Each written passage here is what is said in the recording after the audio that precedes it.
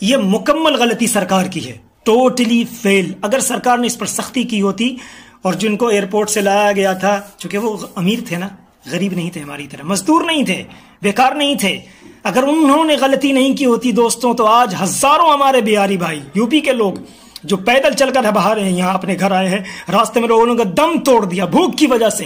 क्या इसकी जिम्मेदारी कोई लेगा?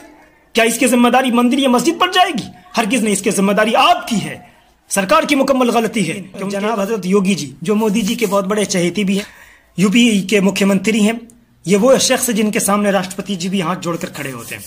उन्होंने मोदी जी का बातों का घोर अपमान किया। दुनिया के सबसे बड़े सेकुलर देश के प्रधानमंत्री की बातों को पीठ के पीछे फेंकते हुए बहुत सारे लोगों को लेते हुए अयोध्या जगह पूजा भी किया। जिस वक्त योगी जी ने यह कारनामा किया ना, उस वक्त हिंदुस्तान में 562 कोरोना पॉजिटिव मौजूद थे और 10 लोगों की मौत भी हो चुकी थी।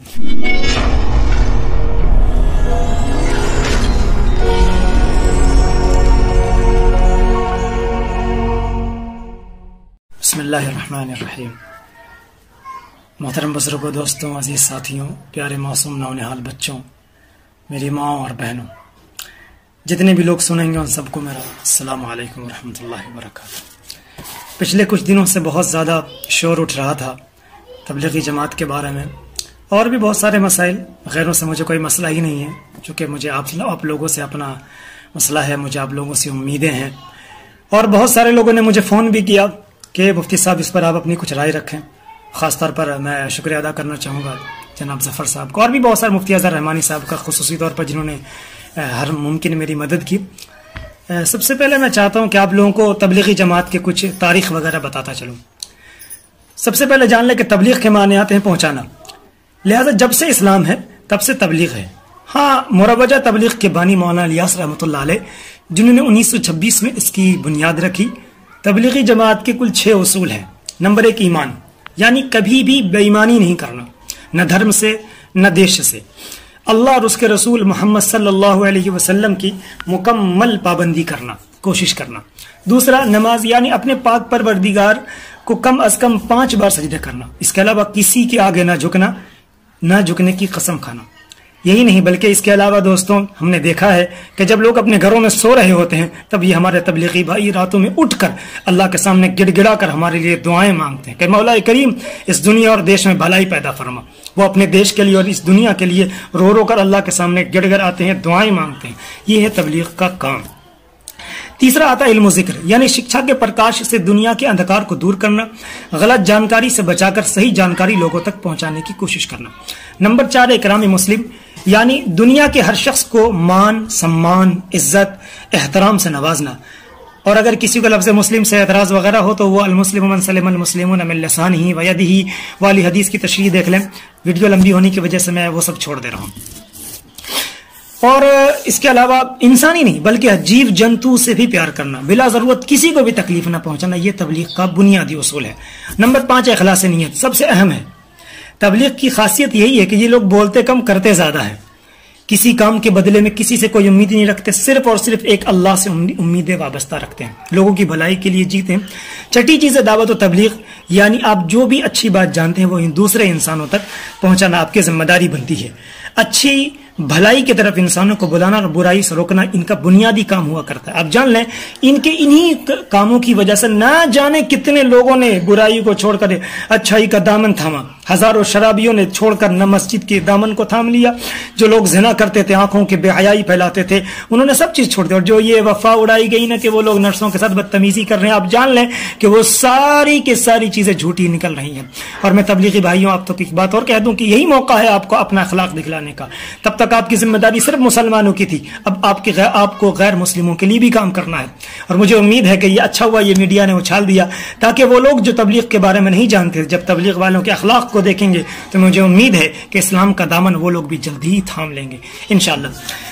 दूसरी बात दोस्तों, जो बात उछली बहुत ज्यादा के मीडिया के बारे में कि तबलीग सबसे ज्यादा इसके जिम्मेदार है, मैं कुछ डिटेल आपके सामने रखना चाहता हूँ। अब जान लें कि 30 जनवरी को कोरोना वायरस का सबसे पहला मरीज हिंदुस्तान में मिल चुका था, भारत में मिल चुका था।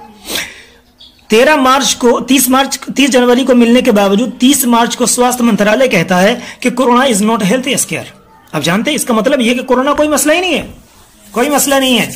सरकार की सिर्फ इसी एक गलती की वजह से, इसी गलती की वजह से आप देख ले, मैं कुछ आपके सामने डाटा रखना चाहता हूं कि इसी गलती की वजह से तमाम मंदिर मस्जिद खुले रहते हैं, चाहे सिद्धिविनायक मंदिर हो, महाकालेश्वर मंदिर हो, साईं बाबा मंदिर हो, विष्णु देवी मंदिर हो, काशी विश्वनाथ मंदिर हो, या फिर तमिलनाडु का तिरुचि मंदिर हो, जिसमें लॉकडाउन के दूसरे ही दिन पुलिस की मौजूदगी में सैकड़ों लोग मजहबी त्योहार मनाते हैं। चाहे मुंगेर का शीतला मंदिर हो, ये हमारा मुंगेर जहां मैं रहता हूं, मुंगेर का शीतला मंदिर हो, जिसमें 1 अप्रैल को पूजा होती है, जबकि यह मंदिर कोतवाली थाना से सिर्फ 100 मीटर की दूरी पर होती है।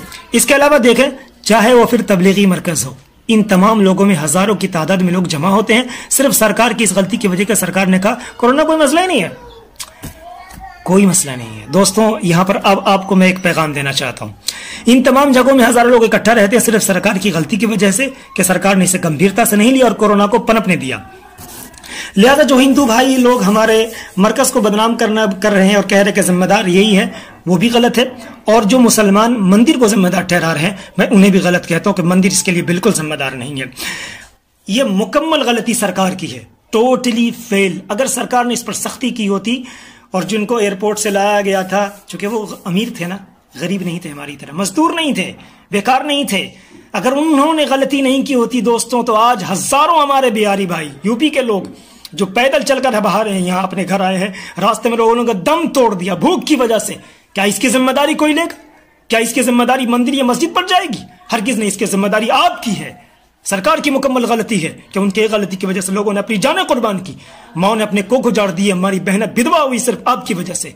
और आप कहते हैं कि इसके जिम्मेदार मंदिर है, मुसलमान कह रहे मंदिर है, हिंदू कह रहे कि इसकी जिम्मेदार तबलीगी मरकज है। बिल्कुल नहीं, ये गलत बात है, मैं इसको नहीं मानता। आप इसको समझें, असल इसका जिम्मेदार कौन है, ये अब आपको समझने की जरूरत है। असल गुनहगार कौन है? 23 मार्च तक दोस्तों संसद चलता है, जिसमें वो मंत्री भी शामिल थे जिसने कनिका कपूर वाली पार्टी को अटेंड किया था। दूसरा, मध्य प्रदेश में शपथ ग्रहण समारोह होता है, ये 23 मार्च का ही वाकया है, जिसमें सैकड़ों लोग मौजूद थे। उसमें वो लोग भी थे जो कोरोना पॉजिटिव थे, और यह जानकारी मैंने न्यूज 24 से हासिल की है। नंबर 3, लॉकडाउन के पहले ही दिन जनाब हजरत योगी जी, जो मोदी जी के बहुत बड़े चहेती भी हैं, यूपी के मुख्यमंत्री हैं, ये वो शख्स जिनके सामने राष्ट्रपति जी भी हाथ जोड़कर खड़े होते हैं, उन्होंने मोदी जी का बातों का घोर अपमान किया। दुनिया के सबसे बड़े सेकुलर देश के प्रधानमंत्री की बातों को पीठ के पीछे फेंकते हुए बहुत सारे लोगों को लेते हुए अयोध्या जगह पूजा भी किया, सोशल डिस्टेंस को बालाए ताक रखकर अपनी मनमानी कर डाली। जिस वक्त योगी जी ने यह कारनामा किया ना, उस वक्त हिंदुस्तान में 562 कोरोना पॉजिटिव मौजूद थे और 10 लोगों की मौत भी हो चुकी थी। मेरे भाइयों, मेरे दोस्तों, ये है वो हाल। लिहाजा जो मुसलमान हमारा भाई मंदिर को बुरा भरा कह रहा है कि मंदिर इसके जिम्मेदार है, मैं उन्हें भी गलत मानता हूं। और जो मेरा हिंदू भाई कह रहा है कि नहीं ये तबलीगी मरकज की वजह से हुआ, वो बिल्कुल गलत है। ऊपर मैंने आपको तबलीग का मुकम्मल बायोडाटा बता दिया, और आप जान लें कि तबलीग का क्या काम है, ये आपको समझने की जरूरत है। मीडिया वालों, तुमने तो बहुत चलाया कोरोना जिहाद, तबलीगी मरकज, पता नहीं मुसलमान ये वो नो तरफ, क्या है तुम्हारे अंदर हिम्मत? और दिहाड़ी 2000 का नोट मिल गया तो बता दियो, हैं चला रहा ना तू। और ये सुदर्शन भाई, तू सुदर्शन वाला, तू जो चला रहा कोरोना जिहाद, है तेरे में दम? चला योगी जिहाद, चला मंदिर जिहाद, यहाँ पे भी तो सारे लोग मौजूद थे, नहीं चला भाई। मैं किसी के खिलाफ नहीं हूँ हिंदू भाइयों, मुझे आपसे बेहद मोहब्बत, और अगर आपको मुझे आपसे मोहब्बत नहीं होती ना, तो मैं उन मुसलमानों को भी नहीं डांट रहा होता जो मंदिर को बुरा भला करे। मंदिर हो या मस्जिद, जहां पर भी लोग इकट्ठा हो रहे हैं, उसकी पूरी जिम्मेदारी सरकार की है कि सरकार उस पर एक्शन क्यों नहीं ले रहा। क्यों? तुम्हारा डंडा तो सिर्फ हम जैसे कमजोरों पर चलता है ना। मजदूरों को पकड़ के मार के ठेला उल्टा दिया, सब्जी उल्टा दिया, दुकान तोड़ दिए, इतनी ताकत है तुम्हारे अंदर, है तुम्हारे में हिम्मत? क्यों तुम्हारे में इतनी हिम्मत नहीं थी जब तुमने एयरपोर्ट पर उन पर सख्ती नहीं की? हम जैसे मजदूरों पर तुम्हारी ताकत चलती है। आखिरी बात दोस्तों, दरखास्त करना चाहूंगा मैं अपने तबलीगी भाइयों से, देखें आपके लिए कुछ काम है मेरे दोस्तों। आपका काम टीवी डिबेट पर जाना नहीं, मैं सख्त माफ करना, मुझे भी आप लोगों से कुछ इख्तलाफ है। और कुछ मौलवी जो इस वक्त भाषण दे रहे हैं और कह रहे हैं कि मैं सरकार से कहता हूं कि इस पर पाबंदी लगा दे। भाई, पूरे दुनिया में कोई ऐसी जगह नहीं है जहां पर तबलीग वाले पहुंचे नहीं हो। जब तुम घर में बैठकर हलवा पूरी खा रहे होते हैं ना, तब ये पैदल चलकर अपने अल्लाह के नाम में जान देने के लिए बाजी लगाकर आगे निकल पड़ते हैं। तुम ये समझते हो ये बेकार है? और मुसलमानों, ये वक्त हारने का नहीं है, उठ खड़े होने का है, साथ देने का है। और आप समझते हैं कि ये बेकार होने का वक्त है, हिम्मत हार जाने का वक्त है, बुज़दिली दिखलाने का वक्त है? हरगिज नहीं, बिल्कुल भी नहीं। मेरे दोस्तों, और जितना मुझे इन मीडिया वालों ने जलील नहीं किया ना, उससे कहीं ज्यादा जलील मैं तब हुआ जब मैंने आपको देखा, तबलीगी भाइयों को देखा कि वो डिबेट में जाकर उनका जवाब, क्या कोई कुत्ता आपको काटे तो आप कुत्ते को काट लेंगे? कहां से आपने सीख लिया? क्या आपको यही सिखाया गया आपको? मैं हाथ जोड़कर तबलीगी भाइयों से गुजारिश करता हूं, मेरी ये बात बड़ों तक पहुंचाए कि कोई भी तबलीग का आदमी टीवी डिबेट में हरगिज न जाए, ये मैं आपसे दरखास्त करता हूं। दूसरी बात, बिल्कुल डिबेट में ना जाए मेरे दोस्तों। और आज 5 अप्रैल है, आज मोमबत्ती जलाने की बात की गई, मैं इसके खिलाफ, आपकी मर्जी, आप जो चाहे करें, लेकिन मैं आपसे गुजारिश करना चाहता हूं दोस्तों कि आप मोमबत्ती के बजाय हो सके तो पड़ोसी का चूल्हा जला दें। डॉक्टर्स परेशान है इस वक्त, हमारे देश का असली हीरो डॉक्टर्स है। आप उनकी मदद करें, उनकी इज्जत करें, उनका एहतराम करें, उनकी रिस्पेक्ट करें। उन्होंने अपनी जान की बाजी लगाकर आपकी खिदमत करने की कोशिश की। मेरे दोस्तों, मैं आपसे हाथ जोड़कर कहता हूं कि डॉक्टरों की बहुत इज्जत करें, खूब इज्जत करें। वो अपने आपके लिए अपने बाल बच्चों को छोड़ आए हैं, वो आपकी वजह से अपने बच्चों को गले तक नहीं लगा पा रहे। कैसे आप उनके साथ इस तरह करते हैं? नहीं, डॉक्टरों की इज्जत खूब ज्यादा करें मेरे दोस्तों, मेरे भाइयों। और रही बात बंदी की, तो मैं कभी कभी बड़ा परेशान हो जाता हूँ। ये कभी आते हैं नोटबंदी कर देते हैं, कभी आते हैं तो मोमबत्ती देश की लाइट ही बंद कर देते। कहाँ का अकल है ये? देश को अंधकार में डुबोना, हाई फाई लाइट बुझाकर मोमबत्ती जलाना, दिया जलाना, भाई ऊपर से नीचे की तरफ कौन आता है? बहरहाल आपकी मर्जी, आप चाहे करें ना करें, मुझे ऐसे कोई मसला नहीं है। लेकिन मैं आपसे गुजारिश करता हूं, खास तौर पर मुसलमानों से, कि आप मोमबत्ती के बजाय हो सके तो पड़ोसी का चूल्हा जलाएं, चाहे वो हिंदू हो या मुस्लिम हो, सबके साथ खैर का मामला करें।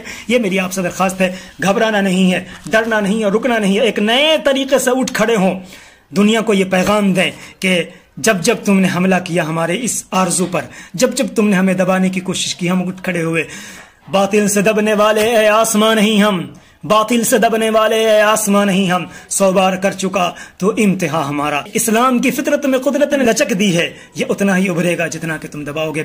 अस्सलाम वालेकुम रहमतुल्लाहि व बरकातहू। मैं आपका दोस्त मोहम्मद सुल्तान अल मज़ाहिरी, इमाम खतीब, जामा मस्जिद बनौदा, मुंगेर। मैं आपसे गुजारिश करता हूँ कि अगर आपको हमारी वीडियो अच्छी लगी तो लाइक करें कि ना करें, शेयर करें, हमारा खास तौर पर हमारे हिंदू भाइयों तक हमारा पैगाम पहुँचाए। अस्सलाम वालेकुम।